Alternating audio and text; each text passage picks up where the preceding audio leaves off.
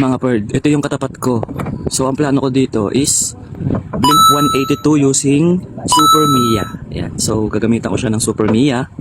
Dito ko siya ilalapag. So unahin natin dito yung kapag magbi-blink kayo, lagi kayong magpapanel ng lava hound. Yan, para pa for panel. So dito lalapag ko yun dito sa 3 o'clock.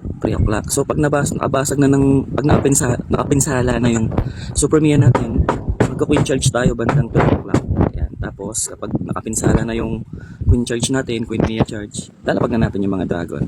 Okay, let's go. Ayan. So yan yung aking composition. Game. Ito lagi panel. Para panel yan. Panel yan dito kay Blimp 1. So wag mo nang papaabutin yun sa town hall. Wag na natin papaabutin sa town hall yan. Kahit dito lang banda.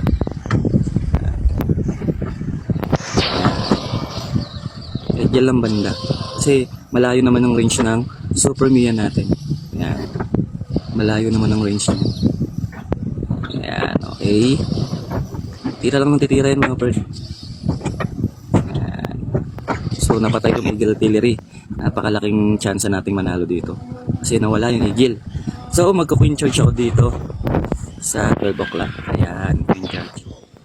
So 2 minutes lang natitira. Lalapag na natin lahat yung dragon. Ayan. Tira tayo ng mga dalawa para panglinis. Panglinis yan. Sama na natin si Emperador. Panglinis yan dito. Yan, yan. Kabilaan. Yan.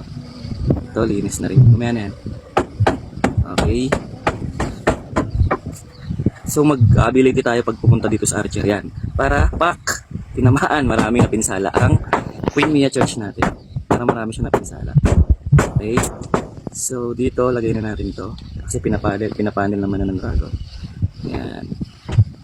Okay. So lagyan na lang din natin to dyan para may matulong naman si Archer. Fireball na natin. Fireball na natin yan dahil si IT na lang naman ang masakit na natira. Okay. Magandang plano mga bird. Very good mga bird. Huwag na natin sayangin yung ability ni Emperador. Alright. Alright mga bird. So magandang composition ng aking nabuo. Pakak.